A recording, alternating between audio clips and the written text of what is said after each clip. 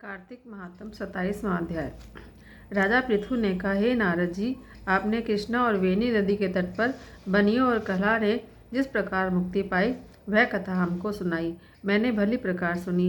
देवर्षि, यह कार्य उन दोनों नदियों के प्रभाव से हुआ था या इस क्षेत्र के प्रभाव से, कृपया यह बताइए।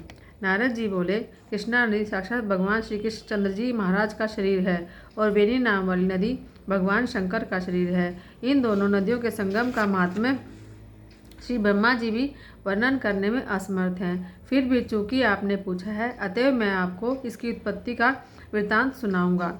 चाक्षुष मनवंतर के आरंभ में श्री ब्रह्मा जी ने सह्य पर्वत के शिखर पर यज्ञ करने का निश्चय किया। वह सब देवताओं, भगवान विष्णु, भगवान शंकर और यज्ञ की सारी सामग्री लेकर उस पर्वत के शिखर पर गए। जब महर्षि भृगु आदि ऋषियों ने ब्रह्म मुहूर्त में उन्हें दीक्षा देने का विचार किया। इसके बाद उन्होंने श्री ब्रह्मा जी की पत्नी स्वरा को बुला भेजा। वह बड़ी धीरे धीरे आ रही थी। इस बीच में श्री भृगु जी ने विष्णु भगवान से पूछा, हे प्रभु, आपने स्वरा को शीघ्रता से बुलाया था, वह क्यों नहीं आई? यदि ब्रह्म मुहूर्त टल गया तो दीक्षा का कार्य कैसे होगा? इस पर भगवान विष्णु ने कहा, यदि स्वरा नहीं आई है तो आप गायत्री को ही स्त्री मानकर दीक्षा विधान कर लीजिए। क्या गायत्री पुण्य कर्म में ब्रह्मा जी की स्त्री नहीं हो सकती?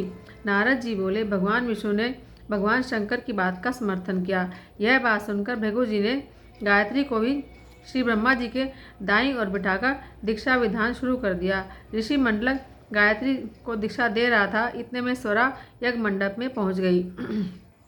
श्री ब्रह्मा जी के पहलू में गायत्री को देखकर ईर्ष्या से क्रोध करके बोली, जहाँ अपूज्यों की पूजा होती है और पूज्यों की अप्रतिष्ठा होती है, वहाँ पर दुर्भिक्ष, मृत्यु तथा भय तीनों अवश्य होते हैं। यह गायत्री श्री ब्रह्मा जी की दाईं तथा मेरे स्थान पर बैठी है। यह अदृश्य बहने वाली नदी होगी। आप लोगों ने अविचार से इसे जो मेरे स्थान पर बिठाया है, अतः आप भी सब के सब जड़ रूप नदियाँ होंगे।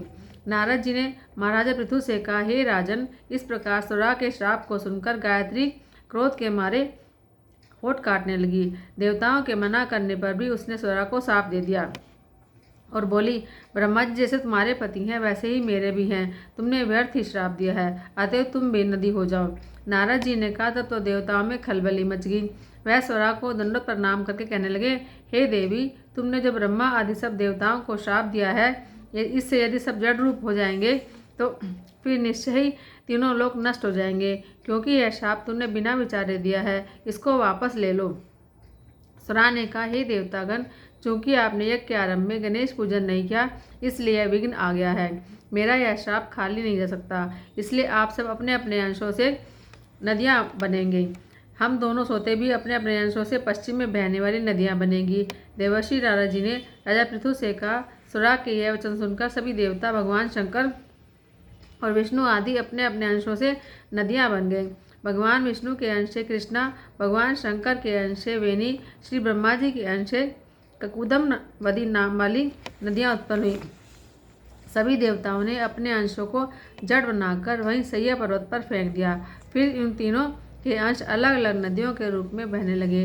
देवताओं के अंशों से पूर्व वाहिनी तथा उनकी स्त्रियों के अंशों से सैकड़ों व हजारों की संख्या में पश्चिम वाहिनी नदियाँ उत्पन्न हुई। गायत्री और स्वरा दोनों पश्चिम वाहिनी नदियाँ होकर एक साथ बहने लगी। दोनों का नाम सावित्री पड़ा। श्री ब्रह्मा जी ने उस यज्ञ स्थल पर भगवान विष्णु और भगवान शंकर की स्थापना की। दोनों देवता महाबल और अतिबल के नाम से विख्यात हुए। हे राजन, कृष्णा और वेणु नदी की उत्पत्ति का वर्णन जो मनुष्य सुनेगा, उसको दर्शन व स्नान का फल प्राप्त होगा। बोलो श्री कृष्ण चंद्र भगवान की जय।